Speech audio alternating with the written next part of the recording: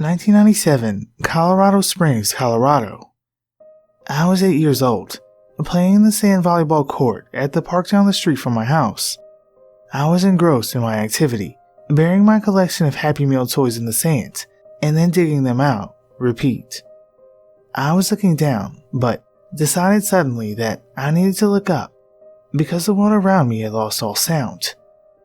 There was no longer any ambient noise, no traffic noise from the busy streets just a block over, no more dogs barking, no more birds chirping. I looked at the street that bordered the park, and that is when I saw it.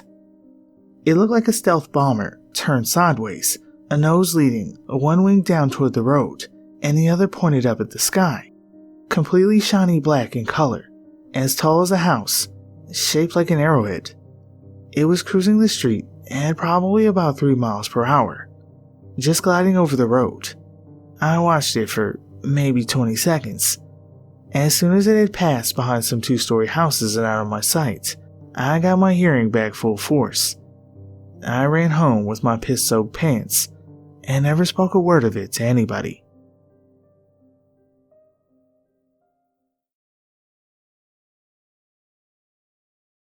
Not my story, but my dad's. As a consequence of this not being my story, I can't insist that I know what I saw and all that. All I can tell you is that I believe him, and he has no reason to lie to me. My dad has over a dozen stories like this. He grew up in rural Illinois, near a woodsy area. UFO activity was apparently high back then. I don't know if it was just for my family or the whole area, but my dad and my grandpa would sit on the porch and watch lights fly around their house for fun. This was a long time ago, when my dad was a kid. He's in his 60s now. They would watch the stars dart around like laser lights and laugh about it. Shit's mind-boggling to me now. I've only seen that kind of thing happen once or twice, and it freaked me out. Besides that, a bunch of other weird shit would happen to my dad. Some of it pretty similar to the stuff described in this thread, actually. Isolated earthquakes in Illinois that nobody else felt. Bright orbs floating around the sky and following him around, etc. It's been a while since he told me these stories, but one of the particularly weird ones has always stuck with me. FYI, I'm completely aware that it sounds like my dad was just fucking with me, and trust me, I'd prefer to believe that. But I have good reasons to trust him. For starters, he's never lied to me about anything else. He wasn't the type of person to make shit up for show. He had absolutely nothing to gain from making this up. He's never tried to publish or even write it down. He would just talk about it sometimes. Anyway, so my dad was in his teens, and weird UFO shit had been happening his whole life. He's out in the driveway for whatever reason, doing whatever people do when they live in a woodsy rural area. His parents aren't home. They're out shopping or at work or whatever. Suddenly, this big black car pulls into his driveway. Tinted windows, completely black. My dad just kind of watches it pull in, not sure what to think. Something to remember here. Not only is this in a rural area, but it's about 50 years ago. People were a lot more trusting back then. And nowadays, you'd be crazy to leave your front door unlocked. But back then, it was no big deal. So, this strange black car pulls into my dad's driveway. It's making no noise at all, which my dad noticed right away. The door opens, and out steps a super tall, fair-faced white man.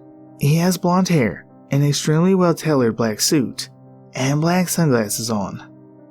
Right away, my dad could see that there was something off about him. He looks too perfect. Flawless skin, a childlike smile, and very overdressed for a hot summer day. He looks distinctly out of place. The man walks up to my dad and asks for his name. My dad, around 15 at the time, asks him why he wants to know. The man smiles and explains that he just wants to ask him a few questions and he means no harm. Amused, my dad agrees, but he's still wary of this strange man. First, the tall white dude asks if my dad lives there. My dad says yes and asks why he wants to know.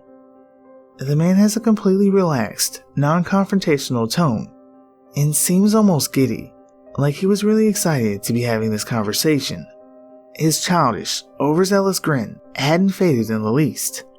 He asked my dad if he had seen, felt, or heard anything that he felt was outside of the ordinary. My dad said sometimes, and again asked why he wanted to know. The man just kept grinning, and by now, my dad was feeling pretty comfortable. He had never seen this guy before in his life. He didn't appear to be any kind of government agent. His behavior was far too unusual. Suddenly, the man's demeanor completely changes. His grin disappears and he looks worried. Without so much as a goodbye, he opens his car door, gets inside and drives away, still making no noise at all. A couple of minutes later, my dad's parents come back from shopping. Now, for the really weird part. My mom saw the same fucking guy, 30 fucking years later. She was in a bookstore looking to buy something. I don't know the details really. When she turned around and noticed this tall, fair-looking blonde guy in a black suit sitting at a table in the cafe, 30 feet or so from my mom. He was reading a newspaper. Sitting across from him was another dude, dressed exactly the same as the blonde one. They still looked strangely out of place. Somehow, too perfect, too clean. Now, my mom had heard this story from my dad before, and she actually recognized my dad's description of the man. He definitely stood out. So, she's kind of taken aback, trying to figure out if it's actually the man my dad had seen all those years ago. The blonde guy notices my mom looking at him. Again, his demeanor completely changes. He stands up, turns around, and quickly walks out of the bookstore with the second guy right behind him. What the fuck, right? I'm actually freaking out a bit thinking about this. I'm 22 now, and I have to wonder if I'm going to run into this awkward blonde stalker. It's like the MIB sent their most inept agent to follow around my dad, or the most obvious alien ever is trying to study my family in our natural habitat. I don't fucking know.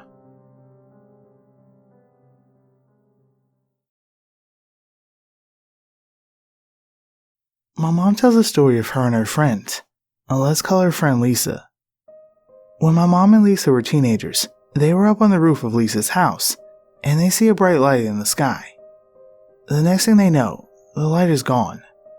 The thing is, they think that they've been on the roof for like 15 minutes, but something like 3 hours had passed. Mom doesn't remember anything about what happened during this time, and Lisa simply refused to talk about it. She would answer my mom with things like, "I don't know," and just drop it, for a long time. So a couple months later, Mom moves away and loses contact with Lisa for about 10 years. She finally meets up with her again, and immediately notices that something is odd about Lisa. Lisa appeared very distant to her, with a very dreamy demeanor, like she was really happy and at peace for no good reason. After they talk for a bit, Lisa brings up the incident on the roof. Mom says that she still doesn't really remember anything about it, but Lisa remembers. She remembers everything. She said that at first, it was all in bits and pieces, and she couldn't remember any of it clearly. She was confused and scared, and wanted to avoid discussing it. Then, as time passed, she began to remember more of it. She remembers it all clearly, and she remembers the 3 other times she was abducted after that clearly as well. At first, they paralyzed her somehow, and did all sorts of invasive experiments on her. But by the most recent time, they stopped probing her and began to talk with her. They didn't speak English or any other human language, but she could understand everything they said, even though she didn't speak their language herself. Apparently, they told her all sorts of things, stuff about space, Earth, and most shockingly, predicted years beforehand that she would get pregnant in a specific year, and it would also be a stillborn, and that she would never be able to have children again. They also told her that it was not their fault, and they even made an attempt to save her from this fate, but they were unsuccessful. They also told her that they had abducted my mother another time after that first incident. Mom says she has no recollection of any other potential abductions, but she does have recurring nightmares of being abducted, but she's almost sure that they're just that, nightmares.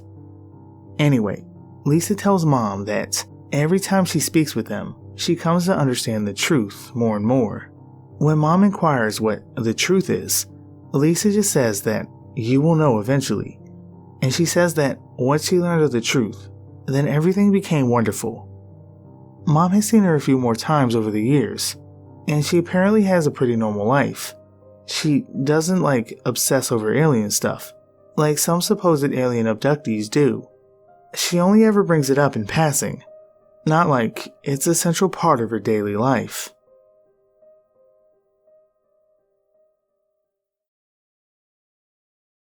First time I ever tried to write this down. First time telling anyone outside the family. I'm leaving out time and location and some other details because I'm still scared of what might happen with it publicly, I guess. It was the summer before 8th grade, and me and two of my friends snuck out at midnight to go walk around the neighborhood and go see these girls in the next block who were having a sleepover. We turn a corner in our neighborhood, and there's this huge, black blimp-shaped thing in the sky, like the pictures of the Hindenburg, but bigger than that, and as close, if not closer. Completely silent, and the size of at least 4 to 5 football fields across. No exaggeration, even though I was young. We stare at it entranced, asking each other over and over again if we see it, which we all agree that we do, standing there, frozen in one place. It's like black polished gunmetal, no lights, no sound, no anything. It's just hovering there. And then, I don't know what happened, but time clearly jumps.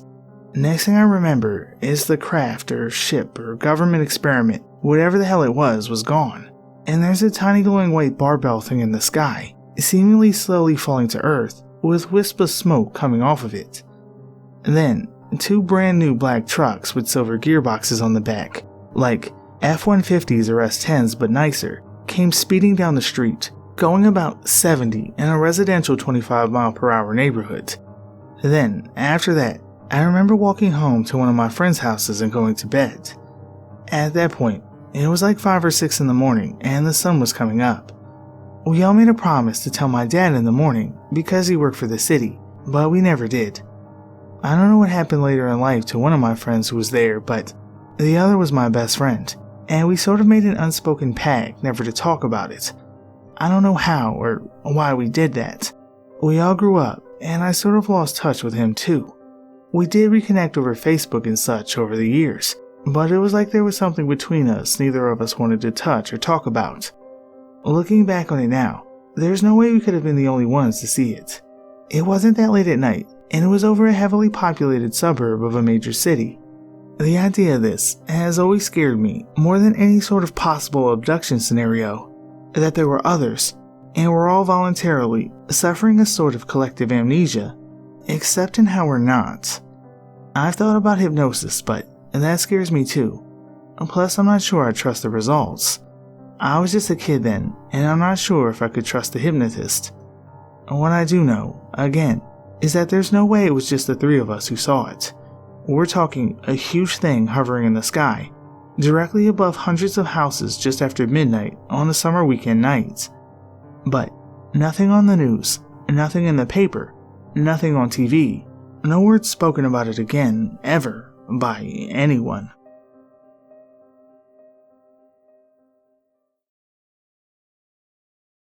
I can't say for sure what happened to me that night, but here's what I know. I was driving home for the weekend from school at Indiana University. It takes me about 2 hours to get home, and I left Bloomington around 10 p.m. At exactly 10:53, I'm on a rural stretch of the 2-lane highway I take home, and I notice what appeared to be flashing lights behind me. I thought, great, I'm getting pulled over. So I turned onto the next country road, about a quarter mile from where I noticed the lights. As the car came to a stop, and I started to open my glove box to get out my registration and proof of insurance, the light suddenly disappeared, but no car drove past. Now, here's where the story takes a turn for the weird, and I'm sure you guys will think I'm just making it all up, because it really does seem like something straight out of a typical UFO movie or story. The electronics in my car started to go haywire. The radio was randomly changing stations, while the volume kept going up and down, as the dome light and headlights started to flicker and turn off and back on. This was at 10:56. I started thinking to myself that my battery must be failing, or maybe I have a short somewhere in the electric system of my car. So I leaned down to pop the hood so I can take a look at the battery, and that's the last thing I remember doing. The next thing I know, I open my eyes and see nothing but the night sky full of bright stars. It was a cold night, and it seemed like I had never seen stars that bright in my life.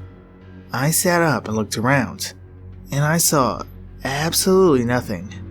Nothing at all. I was in the middle of a field, surrounded by corn stalks left over from the recent harvest. As I started to come to my senses, I started to freak out. Where am I? Why the fuck am I asleep in the middle of a field? Where the fuck is my car? I got up and started walking toward the distant headlights I could see from a road about half a mile away. When I got to the nearest intersection, I looked at the signs, which read 350 north and 50 west. I was half a mile away from my car, which was just off the main road. I started walking toward the headlights I could see on the road. When I arrived at my car, all the lights were out. My battery had died, which struck me as odd because I couldn't have been gone for that long. I looked at my phone, which was sitting on the passenger seat, and the time was 2:17 a.m. Over 3 hours had passed since I turned off onto the side road for the flashing lights behind me. I remember sitting in my car completely dumbfounded, wondering what the hell had just happened to me. After about half an hour of just sitting there, I remembered that my battery was dead, so I got on the phone and called AAA to come out and give me a jump. It took about an hour for them to get out to me since I was a good distance away from the nearest town, during which time I just sat in silence, running through the possible scenarios in my head concerning what had just happened. To this day, I couldn't tell you what really happened to me that night. All I know is I can't think of any plausible explanation as to why I woke up over half a mile away from my car in the middle of a cornfield, more than 3 hours after I had stopped.